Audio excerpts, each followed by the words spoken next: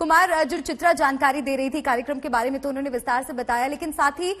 जिस तरह से अमित शाह खुद पहुंचे हैं, मुख्यमंत्री योगी आदित्यनाथ के साथ नामांकन के लिए जा रहे हैं, साथ ही धर्मेंद्र प्रधान का भी उन्हें साथ मिल रहा है, ये दिखाता है कि बहुत ज्यादा विश्वास पार्टी जता रही है मुख्यमंत्री योगी आदित्यनाथ पे। बिल्कुल, योगी आदित्यनाथ पर पार्टी का विश्वास है और यही वजह है कि चाहे अमित शाह हो या फिर प्रधानमंत्री मोदी लगातार चेहरे को लेकर इशारा कर चुके हैं कि किसके नाम पर वो चुनाव में जा रहे हैं। योगी आदित्यनाथ मुख्य अमित शाह को लेकर निकल चुके हैं, कुछ ही क्षणों में वो पहुंचेंगे। सबसे पहले कहा जा रहा है कि वो एमपी इंटर कॉलेज ही जाएंगे, वहां एक सभा है और उसके बाद यहां आएंगे। हम इस वक्त, हमारी मौजूदगी इस वक्त कलेक्ट्रेट में है जहां पर कि प्रस्तावक भी पहुंच चुके हैं, लेकिन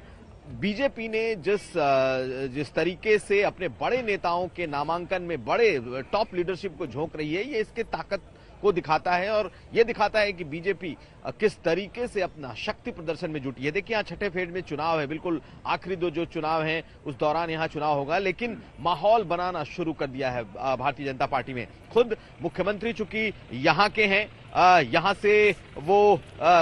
5 बार सांसद रहे हैं, पहली बार विधायक का चुनाव लड़ रहे हैं, तो बीजेपी के लिए बेहद अहम है। और जैसा कि मैं लगातार कह रहा हूं कि पूर्वांचल बीजेपी के लिए इस बार बेहद चुनौती भरा है और उस चुनौती को कम करने के लिए ये ताकत का प्रदर्शन बीजेपी कर रही है। लेकिन जिस जगह से योगी आदित्यनाथ जीत रहे हैं, ये बीजेपी का गढ़ है, योगी आदित्यनाथ का गढ़ है, यहाँ उनका मठ है, मंदिर है और मंदिर का एक बड़ा प्रभाव न सिर्फ गोरखपुर बल्कि गोरखपुर के आसपास के जो जिले हैं उस पर रहता है। और यही वजह है कि जब यहां से उनके चुनाव लड़ने का ऐलान हुआ तो ये मानकर चला गया कि बीजेपी पूर्वांचल में अपने उस गढ़ को दोबारा से मजबूत, अपनी किलाबंदी को और मजबूत करने की कोशिश में है। एक बात और, जिस तरीके से इस इलाके को अखिलेश यादव ने घेरने की कोशिश की है, अगर आप देखें तो उनके जो गठबंधन के साथी हैं ज्यादातर पूर्वांचल के हैं। स्वामी प्रसाद मौर्य का जो इलाका है बिल्कुल गोरखपुर से इलाका सटा हुआ है, कुशीनगर सटा हुआ जिला है और वहां के फाजिल नगर से इस बार वो चुनाव मैदान में है। तो कहीं ना कहीं इस बार उस असर को कम करने की एक कोशिश होगी कि जिस तरीके से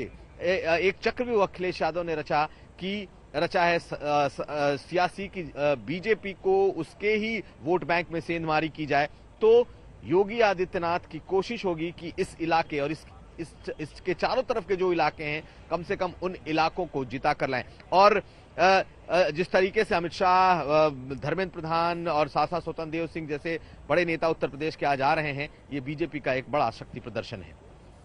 बिल्कुल, तो देखिए यहाँ पर तमाम वो कार्यक्रम अब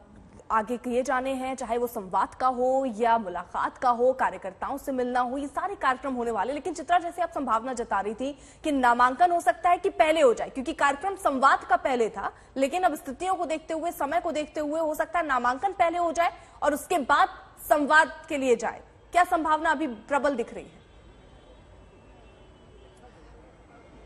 बिल्कुल इसी की संभावना प्रबल दिख रही है। देखिए, जिस तरह की तैयारी होती है यहाँ पर, अगर बड़े बड़े अधिकारी बिल्कुल अपनी पोजीशन ले लें, पुलिस वाले बिल्कुल चाक चौबंद चौकस हो जाएं, मीडिया कर्मियों को हटा के बिल्कुल किनारे कर दिया जाए, चारों तरफ की घेराबंदी हो जाए, तो इस बात से समझा जा सकता है कि सबसे पहले हो सकता है, हालांकि मैं कह रही हूँ कि हो सकता है सबसे पहले नेता यहीं पर आए, क्योंकि 11:40 का वक्त इसके लिए मुकर्रर किया गया था और वो समय हो भी रहा है, तो इसी वजह से ज्यादा संभावना इसी बात की है। लेकिन इस बात को और समझिए अर्पिता, आप लोग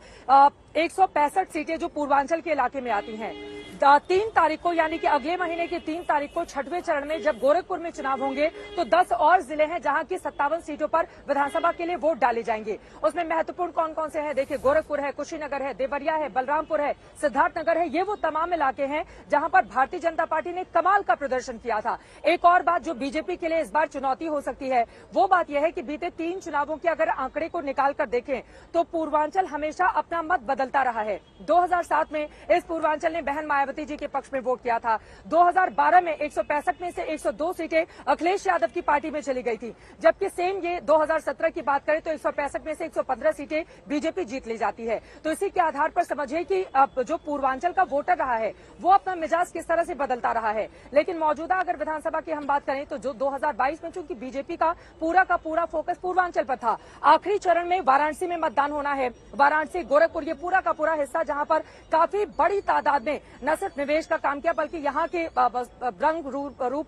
और सूरत को बदलने का काम बीजेपी की ओर से किया गया। गोरखपुर से बिल्कुल सटा हुआ अयोध्या है, वहां पर राम मंदिर का निर्माण हो रहा है। तो बीजेपी अपनी पूरी ताकत लगाकर ये बताना चाहती है कि देखिए, चाहे वो पूर्वांचल एक्सप्रेसवे हो, चाहे वो राम मंदिर बन रहा हो, या फिर वाराणसी में भव्य काशी विश्वनाथ धाम का जिस तरह से निर्माण किया गया, गोरखपुर का जो कायाकल्प करने का काम किया गया है, तो इसके सहारे कोशिश यही है बीजेपी की कि अब तक का जो बीते 3 चुनावों का रिकॉर्ड आ रहा है उसको वो बदलने का काम करे और पूर्वांचल में 2017 जैसा ही वो प्रदर्शन करे। क्या बीजेपी ऐसा कर पाएगी, ये अपने आप में बड़ा सवाल है। लेकिन गोरखपुर, जहां से खुद जिस गोरखपुर सदर सीट से योगी आदित्यनाथ चुनावी मैदान में है, उनके लिए बहुत ज्यादा मुश्किलें नहीं रहने वाली। यहाँ पर चुनौतियां जो विरोधी दल हैं, जैसे चंद्रशेखर रावण आए हैं, उनके लिए मुश्किल है। समाजवादी पार्टी ने कई नामों को सामने तो रखा, बट किसी नाम पर फाइनल मुहर अभी तक नहीं लगाई गई है। तो योगी के सामने चेहरा कौन होगा, गोरखपुर सदर पर क्या कोई उन्हें चुनौती दे पाएगा, विरोधियों के सामने ये बड़ा प्रश्न है। और बड़े मार्जिन से देखिए, जितनी भी मीटिंग हो रही है, बीजेपी के कई कार्यकर्ताओं से मेरी बातचीत हुई, जो मीटिंग हो रही है उसमें बात ये नहीं होती कि योगी जी जीतेंगे हारेंगे, उसमें चर्चा इस बात की होती है कि गोरखपुर सदर सीट से रिकॉर्ड वोट। बिल्कुल चित्रा, और काफी दिलचस्प इस वक्त पूरी स्थिति दिख रही है और लगातार चित्रा और कुमार अभिषेक आप तक तस्वीर और अपडेट्स पहुंचा रहे हैं।